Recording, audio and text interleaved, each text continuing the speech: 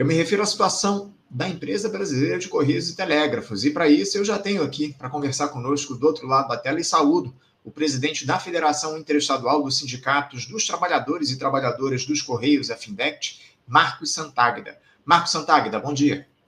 Bom dia, bom dia a todos, aos coordenadores do programa e quem está acompanhando. Eu só queria fazer aqui uma correção, que eu não sou o presidente da FINDECT. O presidente da FINDECT é o Gandra, um companheiro que é também presidente do Sindicato dos Trabalhadores de Correio de Bauru. Eu sou presidente do Sintect RJ, Sindicato dos Trabalhadores dos Correios do Estado do Rio de Janeiro. Tá?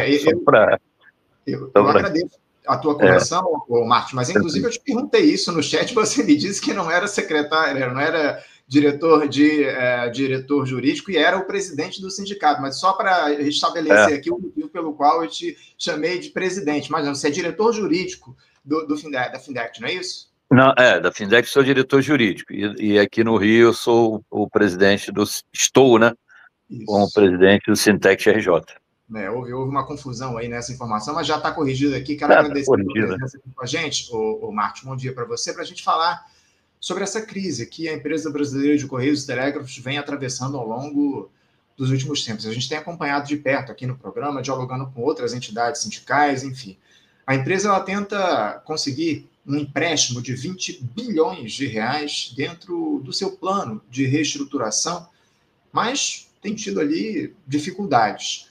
O corte de despesas tem sido colocado, inclusive, como fundamental diante da situação atual dos Correios. A companhia, aliás, dentro desse plano de reestruturação, desse corte de despesas, avalia a demissão de 10 mil funcionários. Na quarta-feira da última semana, a empresa apresentou ao Tribunal de Contas da União, o TCU, um planejamento para esse ajuste de contas. As unidades técnicas do TCU deverão acompanhar a execução desse plano e a participação também do governo federal na operação de crédito prevista, incluindo o eventual envolvimento de bancos públicos. A primeira fase desse plano, Marcos, passa pelos seguintes pontos: cortes de despesas operacionais e administrativas, busca pela diversificação de receitas, como recuperação da capacidade de geração de caixa, também recuperação de liquidez da empresa, de modo a retomar a sua competitividade e a garantir estabilidade na relação dos Correios com empregados e empregadas, clientes e fornecedores. Marcos, para a gente começar aqui o nosso papo, como é que vocês da FINDECT, do Sintect, têm avaliado o cenário atual dos Correios? Detalhe aqui para a gente como é que anda a situação por aí na empresa. Bom, Rodolfo, né? Rodolfo? Anderson, desculpe.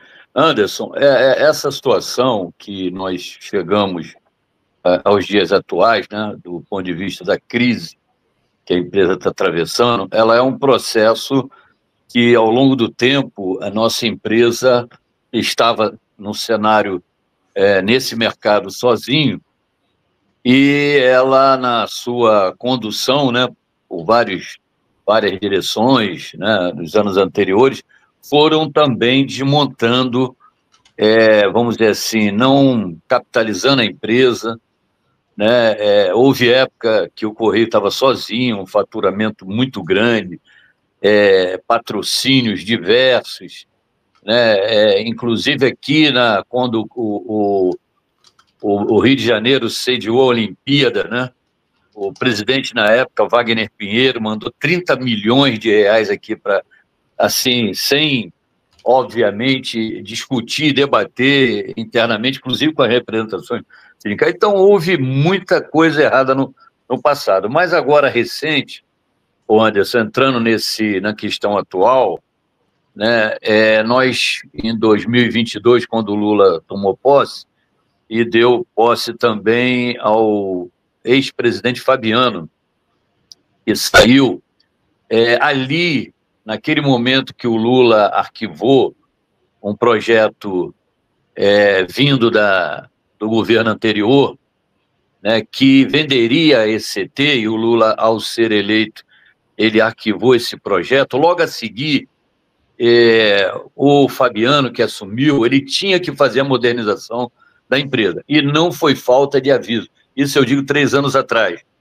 Nós mesmos, eu tive a oportunidade, junto com o deputado Federal Daniel de Almeida protocolar um estudo não muito profundo, mas que apontava a modernização, a implantação de um marketplace naquele momento, que se fosse feito hoje, talvez nós não estaríamos nessa situação, né?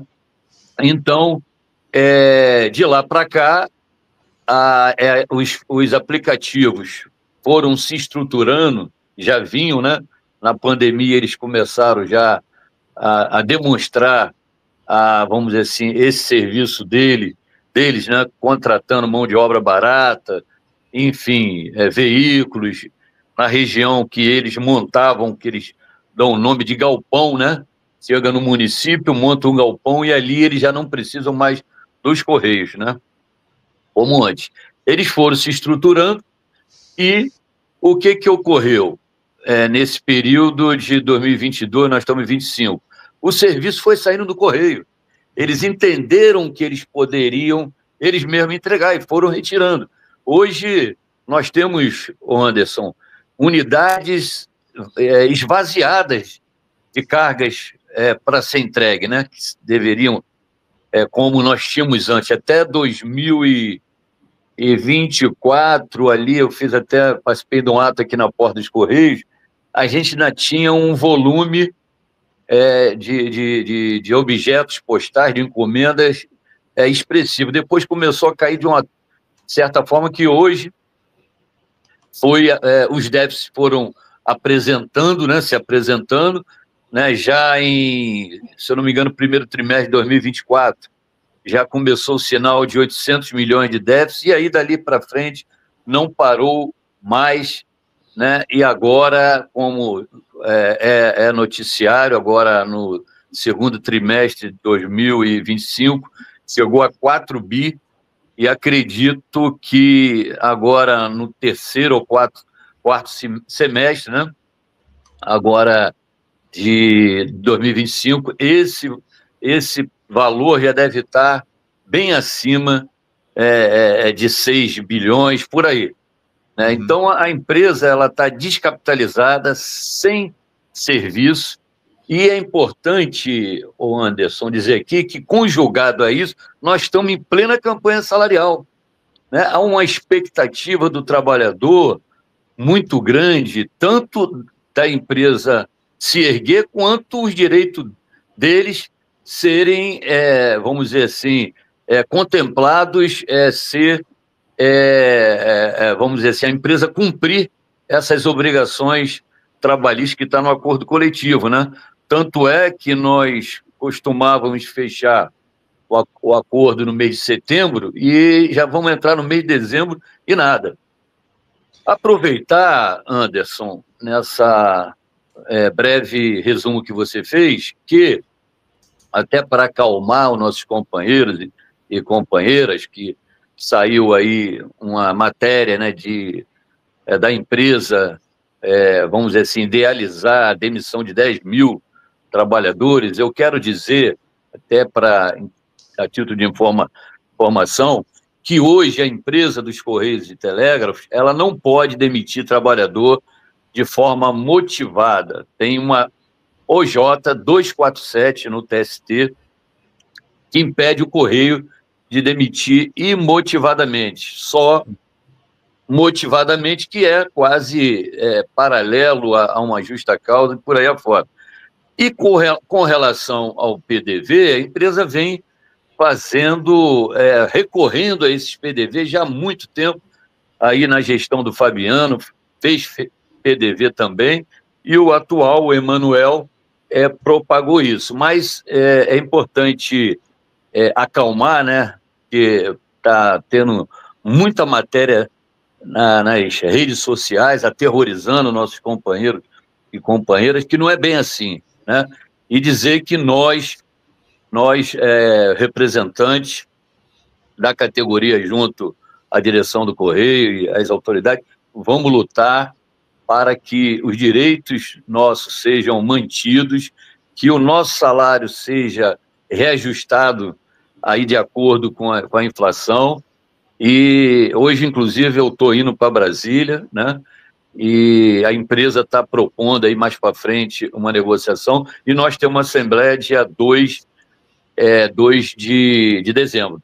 Parece que a maioria dos sindicatos, nós temos 36 sindicatos no Brasil, eu já vi aí meia dúzia de sindicatos fazendo essa convocação para o dia 2, aonde nós vamos dialogar com a nossa categoria, né? Digo já aqui pelo Rio, e é aquele velho ditado, né?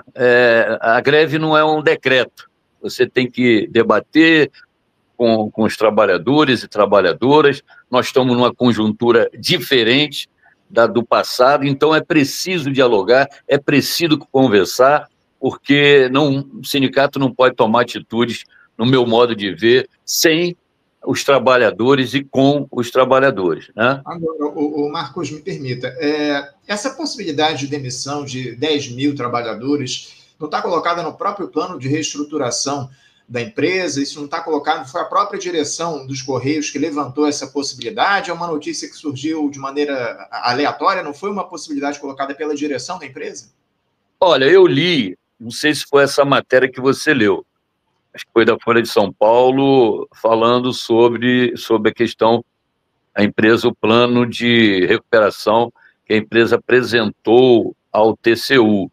Eu não vi esse número, eu vi ali de um PDV, né, programa de demissão voluntária ou incentivada, né? Agora, há também, Anderson, nós temos que pontuar aqui que há uma parte da imprensa movida por interesses políticos, né? E dando alguma informação errada, né? E criando toda essa balbúrdia, inclusive algumas dificultando, vamos dizer assim, o raciocínio. O Marcos, eu estou com problema no teu microfone, eu não te ouço aqui, seu microfone desconectou, não sei se você me escuta. Agora já melhorou, né? Melhorou. Então, os agentes bancários, diante de toda essa celeuma na imprensa, né, na mídia, obviamente, eles já põem o pé para trás, né? Com relação ao que você falou aí, dos 20 bilhões, pelo que eu li agora, recentemente, já não é mais 20 bilhões, são 10 bilhões, porque aquela outra parte, a empresa negociando com alguns bancos, né, inclusive o BTG, conseguiu perceber que os juros seria muito elevado, né, na casa de 3 bilhões anual, e ela recuou e ficou em 10 bilhões, e tem a garantia do Tesouro Nacional, né, o Anderson. E não, vamos dizer aqui, não é só, o governo não banca só o Correio, banca várias empresas públicas, inclusive empresas estrangeiras também. Então está na hora, Anderson, do governo Lula, assumir essa situação dos Correios. O Correio tem um papel social, não é só essa obrigação aí na questão do lucro, até porque o nosso, vamos dizer assim, o nosso foco principal não é o lucro, é o social. A empresa centenária, a exemplo disso foi o Enem agora, né? 8 milhões e 700 mil provas em 12 mil locais no Brasil. Né? A questão eleitoral também, as urnas eleitoral, aquela operação que foi feita lá no Rio Grande do Sul de donativo, tudo isso sai de graça para o governo. Né? E o que nós estamos num país capitalista, né?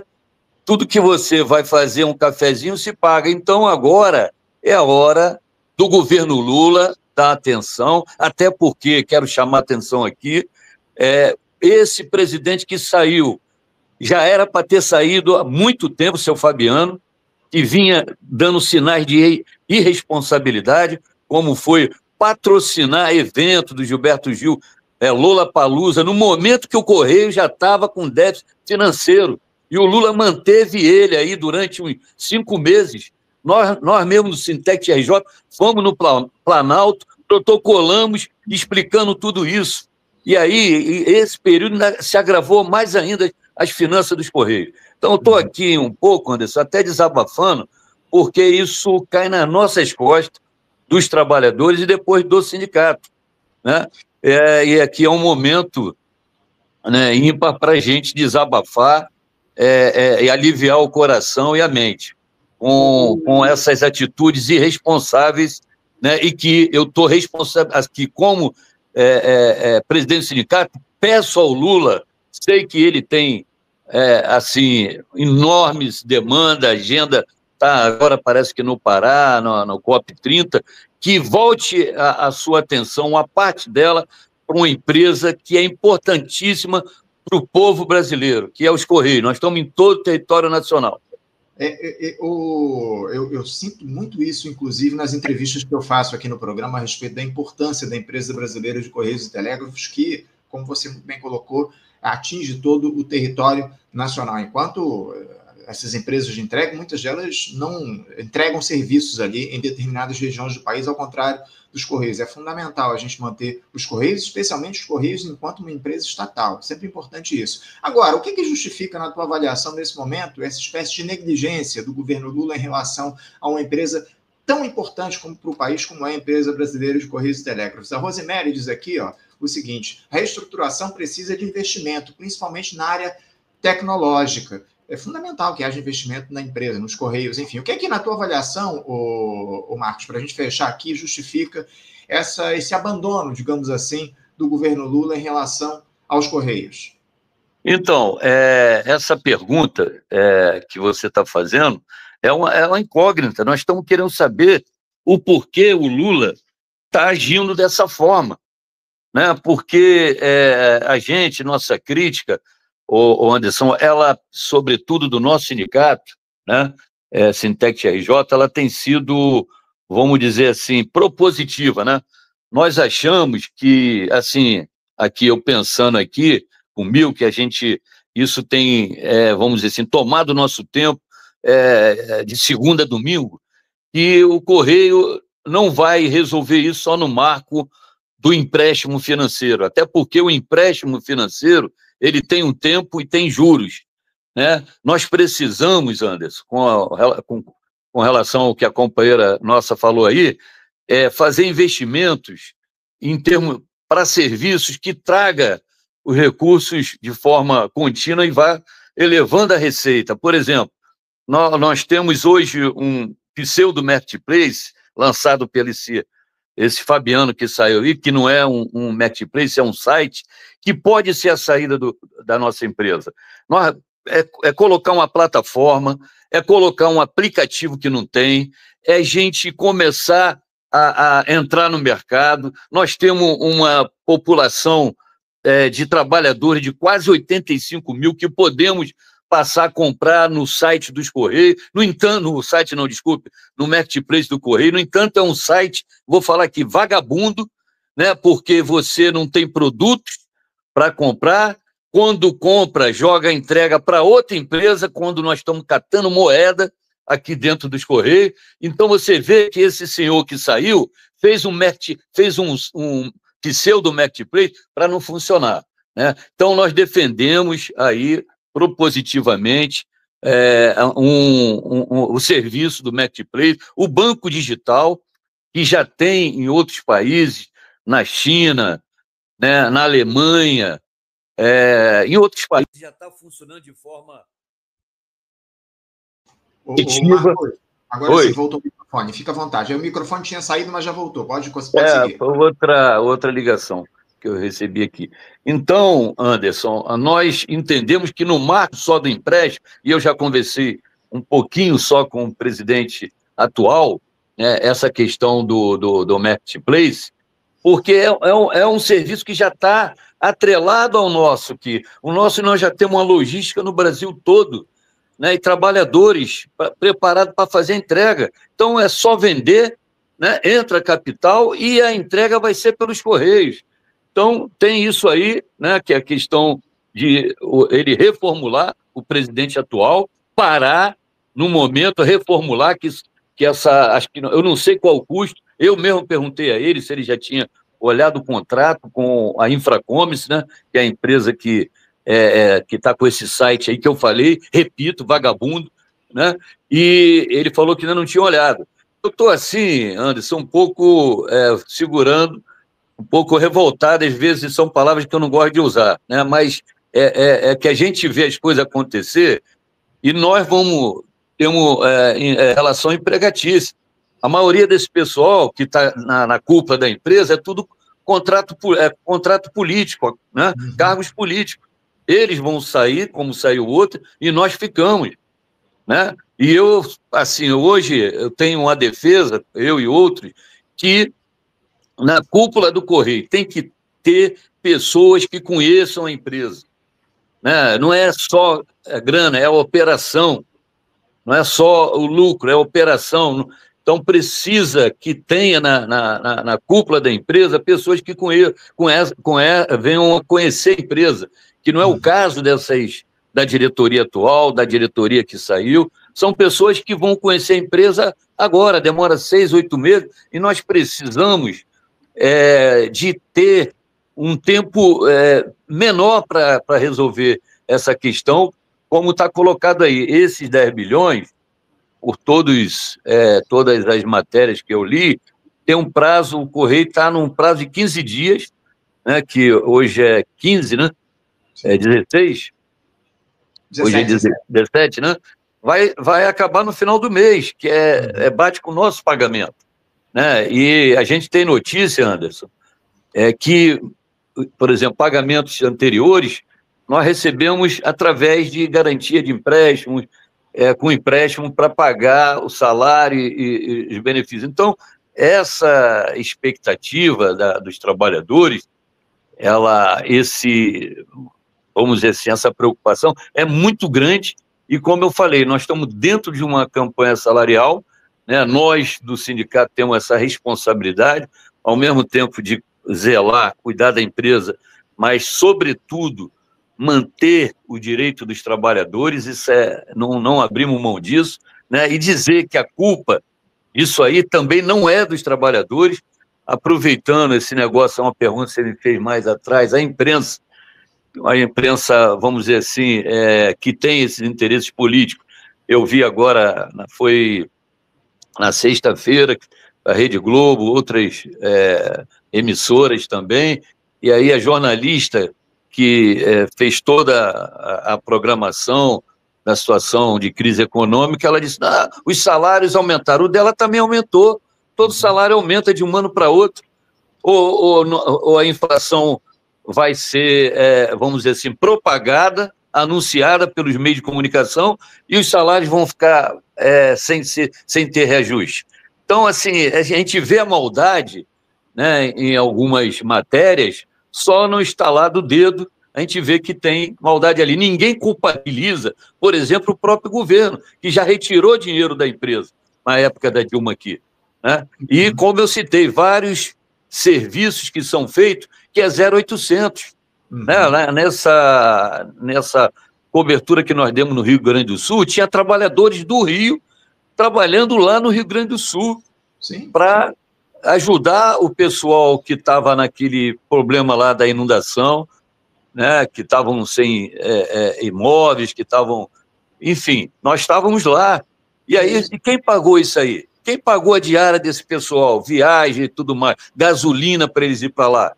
Então, assim, aí o governo agora fica nesse negócio no céu, entre o céu e a terra, e não toma uma posição, né? Então, nós aqui da Findect e a outra, nós temos 2 federações hoje na nossa categoria, 36 sindicatos e 2 federações. Já fizemos uma reunião com as 2 federações. A ideia é nós nos unirmos e cobrar do governo Lula a responsabilidade da empresa brasileira de Correio e Telégrafo. Vou dizer aqui, com relação a déficit, viu, Anderson? Você sabe quanto é o déficit hoje do Correio americano? E ele nem pensa acabar com os Correios, porque é o Correio de lá, que, inclusive, também ele faz a própria eleição, carrega as urnas nos Estados Unidos, 32 bi de déficit, o Correio americano. E a maioria dos Correios hoje no mundo, em razão dessa mudança no mundo do trabalho, na próprio serviço, né, com relação aos aplicativos, à uberização, praticamente todos os países, Correio, todos os países estão sofrendo esses déficits, né, baseado nessa concorrência com os aplicativos, né, no mercado postal, mercado de entrega. Né? Então, mas os governos, como o do Japão, né, o maior banco no Japão é o Banco dos Correios, eles protegem a empresa de Correio. Então, é o que nós vamos reivindicar junto ao governo Lula, essa proteção e a manutenção, independente se dá lucro ou não. Nosso papel é social. Eu costumo dizer aqui, Marcos, que empresa pública não existe para dar lucro. Empresa pública existe para atender os interesses da população do país.